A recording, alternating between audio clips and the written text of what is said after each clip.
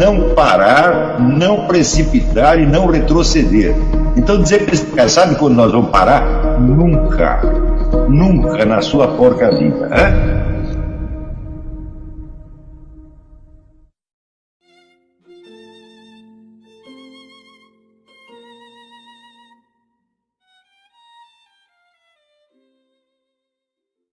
Né? Porque ele disse, o Olavo está filiado ao Shuon. Né? Eu digo, meu filho, eu saí da tarica do Shuon, fiquei lá menos de um ano nessa porcaria. Primeiro vou contar como é que eu cheguei lá, para você dizer, eu estava lá o quê? Buscando um instrutor, buscando um guru? Não estava mais. Né? Muito bem, aconteceu o seguinte, que eu tinha estudado alguns livros do René Guénon, do Shuon, eu tinha estudado esse material tradicionalista. E um dia me aparecem 2 alunos dizendo, existe uma tarica é organização esotérica islâmica, aí em Campinas, você tem que ir lá. Falei, não, você é picaretário, não vou lá. Passou um tempo, de vez em quando eles vinham falar da tarica. De um dia chegou, agora a tarica está em São Paulo, agora você tem que ir. Tanto me encheram o saco. Falei, tá bom, vamos lá. Chego lá, estavam todos os meus alunos lá. Ou seja, todos tinham sido cooptados pelas minhas costas, sem que eu soubesse. Eles já tinham dominado o ambiente. Eu falei, opa, caí numa arapuca, evidentemente. Essa é uma situação perigosa. Na situação perigosa, o que a gente faz? Mantém um low profile, faz de conta que está tudo bem e vai estudando o assunto para descobrir do que se trata, descobrir quem são esses caras. Daí eu passei muitos anos colhendo material sobre essa gente. Essa tarica pertencia a 2 irmãos, um que se chamava Idris Shah e o outro que se chamava Omar Ali Shah.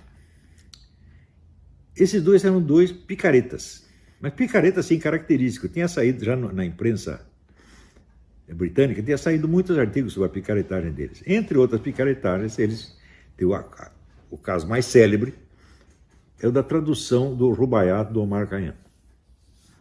Eles um dia chegaram para o poeta Robert Graves, que era uma espécie de Carlos Drummond de Andrade da Inglaterra, e disseram, aqui, mestre, nós temos um manuscrito do Rubaiyat, que é o manuscrito mais antigo que existe. E nós fizemos uma tradução e queríamos que o senhor pusesse em versos. O Robert Graves pôs a coisa em versos, publicou, foi um sucesso mundial, evidentemente, o Graves era famosíssimo. Daí, um professor chamado, não sei o que, Elwell Sutton, professor de língua persa, o Rubaiyat está escrito em língua persa, disse, olha, isso está muito esquisito porque a ordem dos versos aí está igualzinha a uma paráfrase americana do século XIX. Opa! Daí um outro professor de língua persa também se interessou e escreveu algo denunciando. Falou, isso aí parece uma picaretagem. Daí os irmãos já ficaram loucos da vida. Falaram, como? O manuscrito é autêntico, ele está com o nosso tio na Pérsia ou no Afeganistão, não lembro direito. Né? Que é um sujeito muito importante da nobreza afegã, pá. Daí um outro professor de língua persa, cujo nome eu esqueci, mas que era ligado com esse Elwell Sutton, foi para o Afeganistão procurar o tal do tio dos irmãos Shah. Chegou lá, você não pode dizer que ele não era alguém ligado à aristocracia, porque ele era chofer do primeiro-ministro. Né? E procurou o tio e perguntou, é verdade que o senhor tem um manuscrito? Seu sobrinho falou que o senhor tem um manuscrito do Omar Khayyam? Resposta, manuscrito caralho, esses meus sobrinhos são 2 vigaristas. E o cara voltou para a Inglaterra, contou isso, né? E o coitado Robert Graves estava já muito velho, ele morreu sem dar o braço a torcer de que tinha sido feito de trouxa. Mas a história está incorporada na biografia oficial do Robert Graves. Ele realmente foi feito de trouxa por 2 picaretas.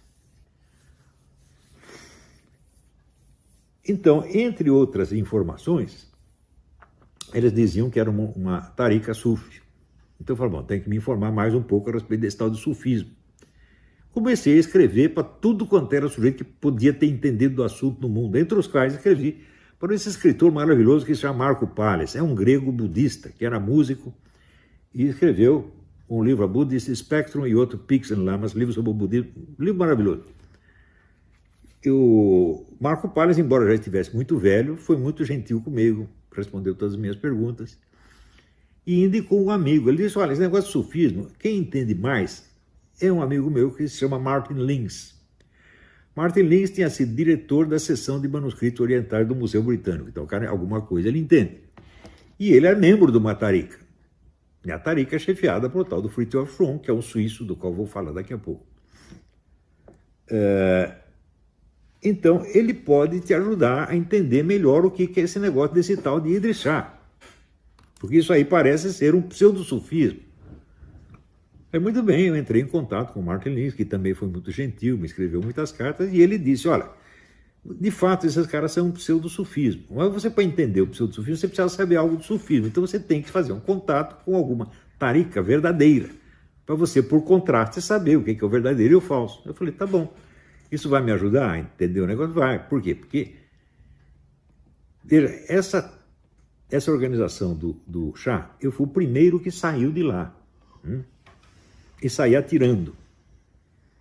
Denunciei o negócio, eu fui em inquérito, a Polícia Federal foi lá, derrubou a porta, os caras tiveram um infarto, foi um horror, né? Tanto que até hoje, se ele me vê na rua, ele sai correndo, pois é o demônio, né? Então, eu falei, tá bom, então vamos aprender alguma coisa de sufismo, né? Daí, através do Martin Lins, eu contactei a tarica que era do seu Schwann, a qual era a tarica suíça. O Schwann era um pintor suíço que na juventude tinha ido para a Argélia, né? E na Argélia ele se filiou a uma tarica, ficou lá na tarica um tempo, e daí quando morreu o sheik,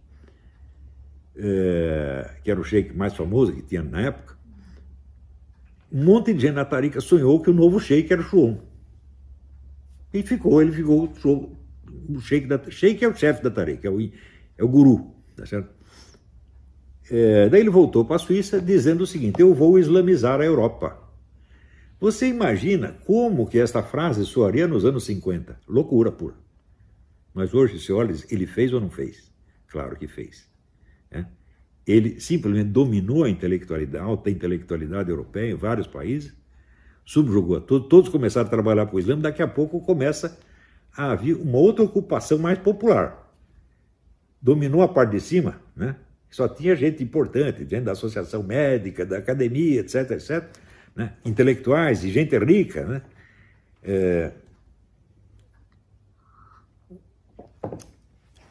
Então daí eu me apresentei lá para o seu Schwann, recebi a tal da iniciação dele, e quando que eu me desiludi com o Schwann? No primeiro dia. Por quê? Primeira coisa, eu imaginava que ia chegar lá, ia estar um velhinho varrendo o chão da tarica e eu ia conversar com ele. E, na verdade, era um negócio assim, totalmente hierárquico, né?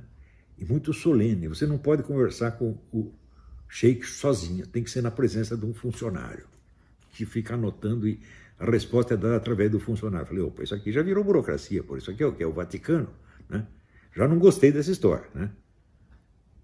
Segundo, o Schwann mal me admitiu, ali me nomeou seu muqaddam. Muqaddam é representante. Você fica sendo muqaddam para o Brasil. Eu falei, como muqaddam? Eu cheguei agora, não entendo nada do negócio, como é que eu vou ser o representante do sheik, né? Achei muito esquisito. Terceira coisa que era mais esquisita ainda, ele me nomeou muqaddam, mas ele passava as instruções para um outro cara. Naturalmente surge conflito, porque o cara achava que o muqaddam era ele e eu achava que era eu. Eu falei, isto não se faz, né? Então, imediatamente cheguei à seguinte conclusão. Esse seu Schwann é um homem muito inteligente, é um escritor de primeira ordem, é um bom filósofo, é um grande conhecedor de religião comparado, mas um mestre espiritual ele não é de jeito nenhum. Porque um mestre espiritual tem que conhecer a alma humana. E ele tem que ser capaz de distinguir as situações que são límpidas e que são sujas. E ele não consegue fazer isso, né? Também depois apareceram outras coisas. Tinha lá um sujeito que, Schwann, como bom muçulmano, era casado com 4 mulheres, tinha lá um sujeitinho chamado Mark Kozlov que estava comendo uma delas. Depois chegou um monte de fofoca desse tipo, era um tal de comer a mulher dos outros. Eu falei, já estou com o saco cheio desta merda, né? Então daí, por outros episódios que também não vêm ao caso, eu acabei, né, escrevendo umas cartas mal criadas para o sheik, coisa que não se faz. Segundo a tradição islâmica, o discípulo está nas mãos do sheik, como o cadáver está na mão do lavador de cadáver, porque no Islã, para enterrar o cara, você tem que lavar o corpo dele primeiro. Então você está numa passividade total, você tem que obedecer o sheik em tudo. Né? Então eu fui o primeiro discípulo que escreveu a carta mal criada, gozando da cara do sheik. O sheik, evidentemente, me pôs para fora, o que foi excelente. Por quê? Porque de uma tarica não se sai. Você só é posto para fora. Ou é posto para fora, você tem que ficar lá a vida inteira. Então, eu, sem querer, eu me livrei daquele pepino. Em seguida, o pessoal da tarica inventou processo judicial contra mim. Mais tarde eu soube, através do livro da Marie-France Jamme, que se chama Esoterismo e Ocultismo em torno de René Guénon, que o assédio judicial era a arma característica dessa tarica contra os caras que eles não gostavam. Né? Tem casos trágicos ali de processos que eles moveram. Então eles moveram um processo falso contra mim. Me acusaram de pegar um dinheiro ilegalmente. Felizmente, eu tenho a mania de guardar papel.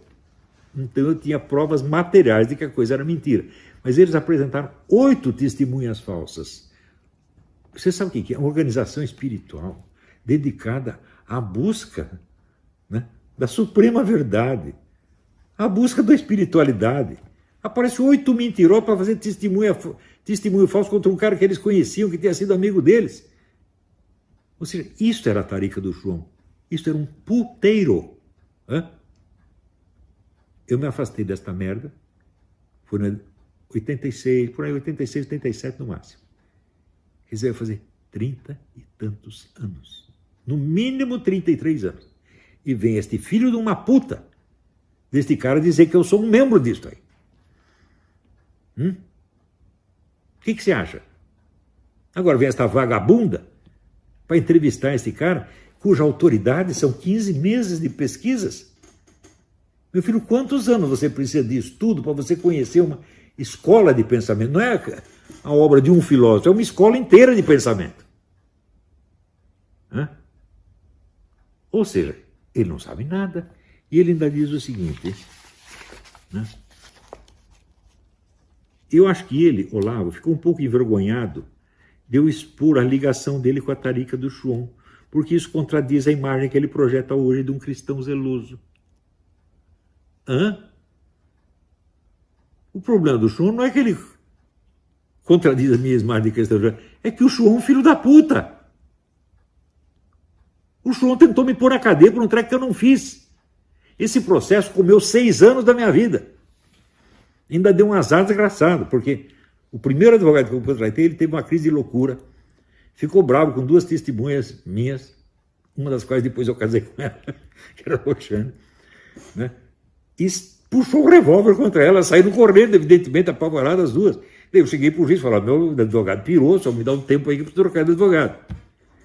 Daí era o meu segundo advogado, que era o Mário Simas, que era advogado da Arquidiocese. Era boa pessoa, eu gostava dele, embora fosse esquerdista.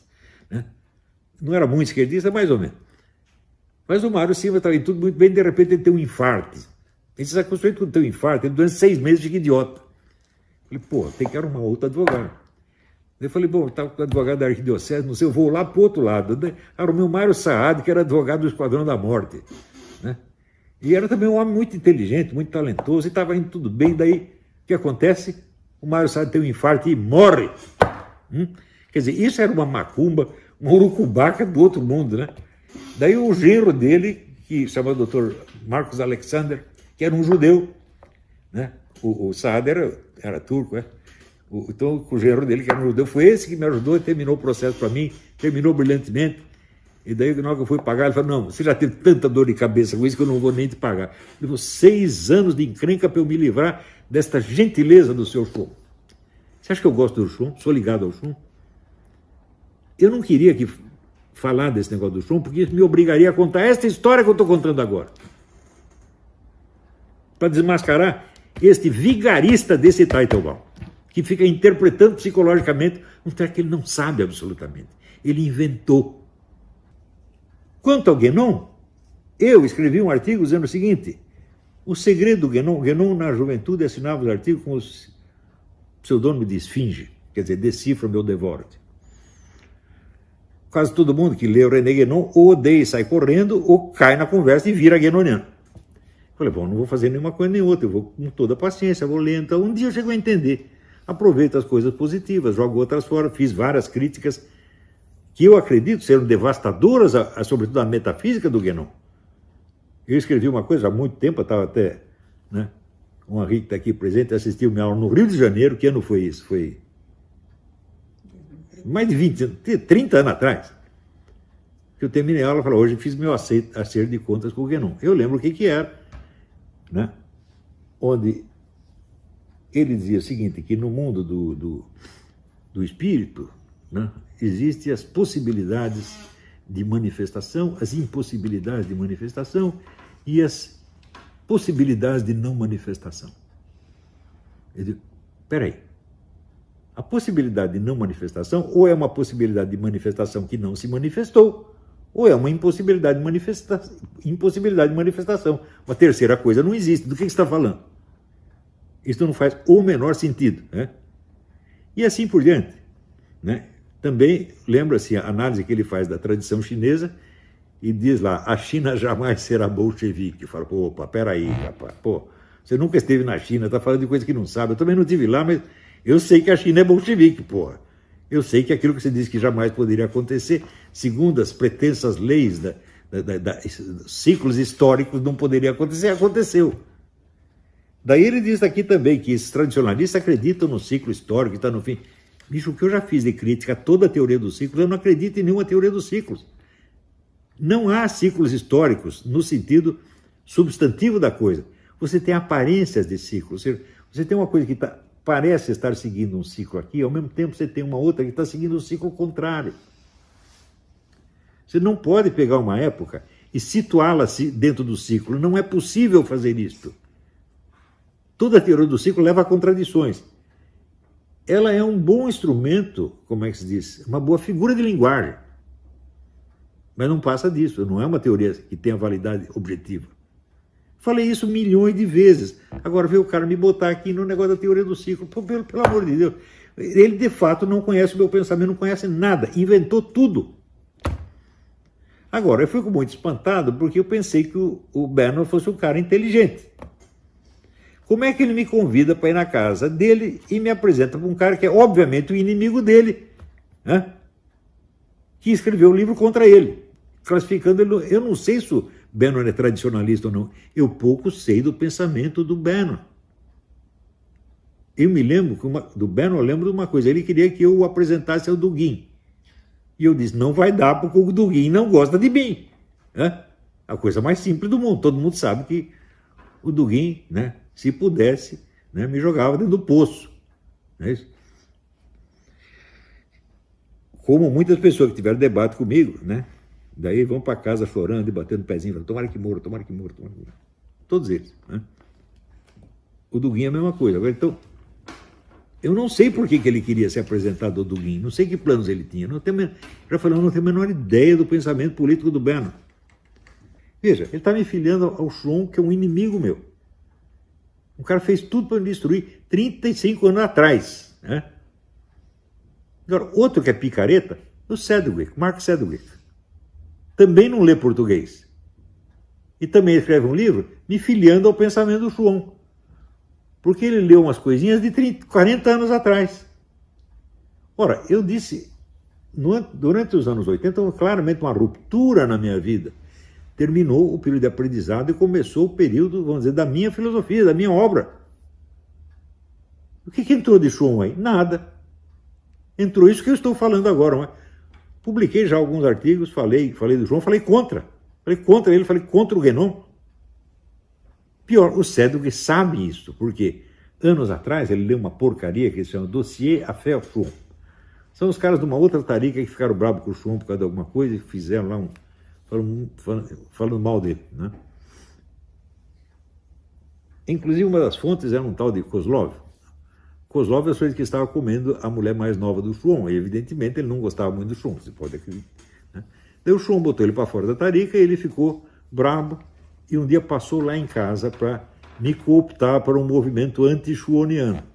Eu não tinha nenhum motivo para gostar do Schwann, tá certo? Mas estava começando a me livrar dele, o negócio do processo. Falei, não, eu não vou ficar guerreando o Shuon o resto da minha vida. Eu quero me livrar dele e esquecer essa porcaria, né?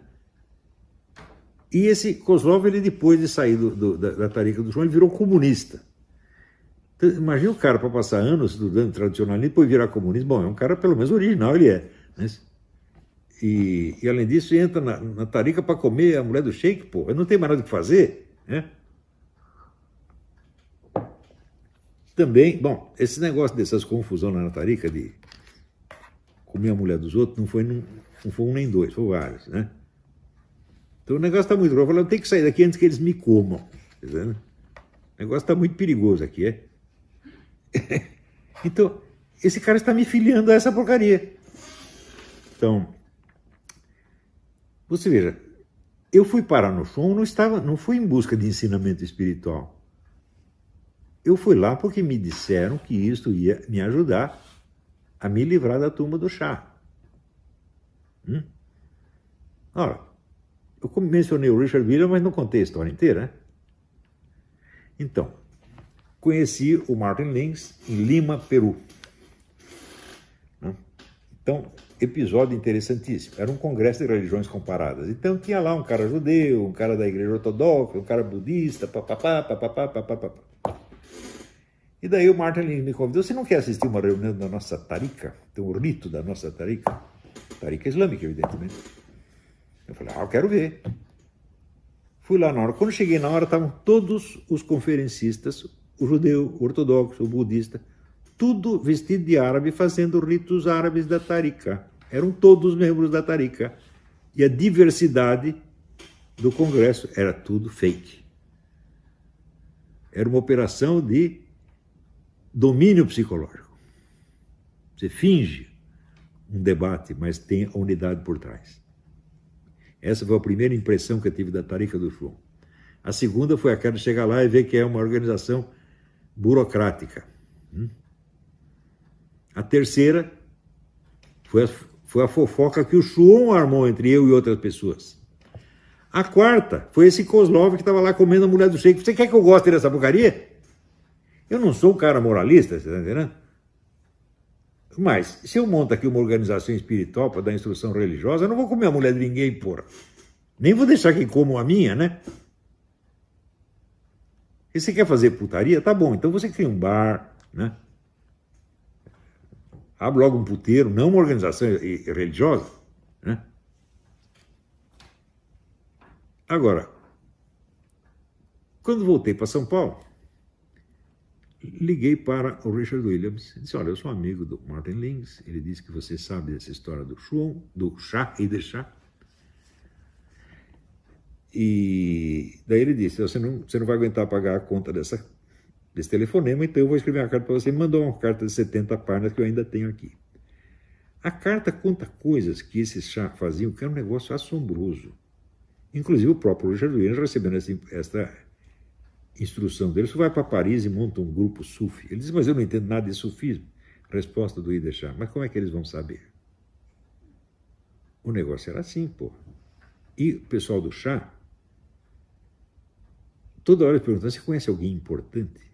Eles queriam trazer pessoas importantes para dentro da tarica. E você sabe que quase eu fiz isso. Depois eu falei, olha, mas eu sou um idiota mesmo. Eles estavam tendo um encontro lá num hotel, não sei o quê, e eu estava lá, e apareceu o jornalista Paulo Patara. Eu convidei o Paulo Patara para lá assistir, infelizmente ele não podia, senão eles podiam ter pegado o Paulo Patara também e fazer ele de idiota, tomar o dinheiro dele, pô. Né? Agora, o Richard Williams era o desenhista da Pantera Cor-de-Rosa, era um homem milionário, show. Tomaram todo o dinheiro dele, tudo.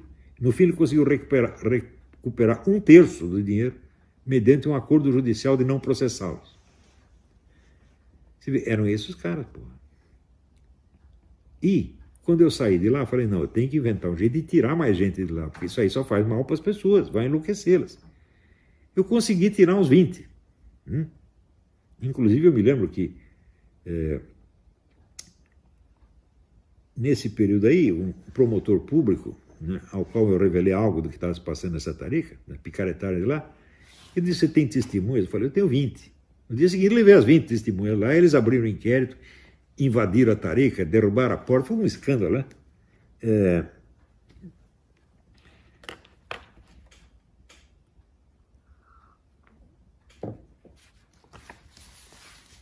Então, tinha, na carta do Richard Williams, tinha vários detalhes desse tipo, era só picaretagem. E eu falei, bom, eu quero entender direito a coisa para eu poder tirar mais gente de lá. Se eu puder fazer, eu estou fazendo bem para eles, né?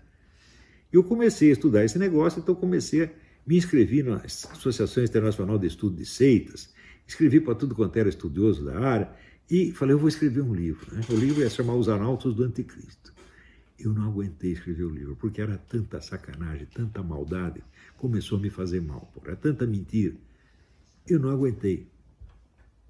A decisão de não escrever o livro veio no dia seguinte, que apareceu para mim um estudo sobre a seita Meninos de Deus, ou também chamado Love Family, em que aparecia o fundador da coisa chamada David não sei o quê, ensinando os seus discípulos a fazer sexo com as suas crianças a partir de 4 anos de idade. Eu estava assistindo isso junto com um promotor público. O promotor público está acostumado a lidar com crime. Ele não aguentou, ele vomitou. E outros detalhes também que eu não vou nem contar. Eu falei, eu não vou aguentar escrever esse livro. Daqui 20 anos eu escrevo. Guardei o material, mas eu não acredito que eu vá ter força para escrever isso nunca. Quer dizer, esse pessoal do Shah e do Shuon, o Shuon não era vigarista com dinheiro. O negócio dele era vigarista espiritual e a tentativa de criar uma espécie de supra-igreja universal. Que realizasse o plano de quem? Do Guénon. Para você ter ideia de até que ponto o Guénon era muçulmano, ele na década de 20 ele escreveu, o Ocidente só tem 3 saídas. Ou ele cai na barbárie de vez, ou ele é ocupado pelo Islã, até mesmo militarmente, ou ele restaura a Igreja Católica sob orientação de mestres muçulmanos. Ou seja, ou o Islã ou a barbárie. Então a solução dele era o Islã dominar o Ocidente. Hoje já está quase dominando, gente. Quer dizer, o plano do Shuon, do Guénon, colocado em prática. Agora, você imagina que isso é a orientação do Trump? Não, isso parece muito mais com a orientação do Obama, porque o Obama era pró-islâmico. E o Trump é contra. Quer dizer, o que isto tem? O que este plano islâmico, que, contei já, quando voltou da Argélia, o Shuon disse, eu vou islamizar a Europa. Parecia loucura na época, hoje está quase islamizado. O que isso tem a ver com a política americana, meu Deus? Que interesse tem a política americana na promoção, vamos dizer, do Império Islâmico Mundial? É para isso que Shuon e Guénon trabalhavam. Esse idiota não sabe. Ele não sabe nada a respeito. Porque ele pesquisou 15 meses. Está brincando comigo, rapaz? O que é isto? Então, gente, esse é o ponto que chegamos. Então, esse país vai ter que publicar este vídeo aqui. Eu não vou escrever. Se eu fosse escrever tudo que eu disse aqui, daria 40, 50 páginas. Não tenho tempo para isso. Não quero ficar me dedicando a essa porcaria semanas. Dou essa explicação e acabou. Não quero mais pensar nesse assunto. Já me deu no saco, tá entendendo? Então, é isso, gente. Muito obrigado pela sua atenção. Tchau. E aí, pessoal, tranquilo? Então, se inscreva no canal, compartilhe, comente, ajude nosso canal. Os links estão na descrição do vídeo. Você pode participar pelo Apoie-se, pela vaquinha. Qualquer forma de ajuda será muito bem-vinda. Pode curtir, comentar e compartilhar também para ajudar nosso canal. Quem quiser seguir a gente nas redes sociais, estão todas aí na descrição do vídeo. Muito obrigado, sempre com Deus, pátria, família e liberdade. Tamo junto, forte abraço.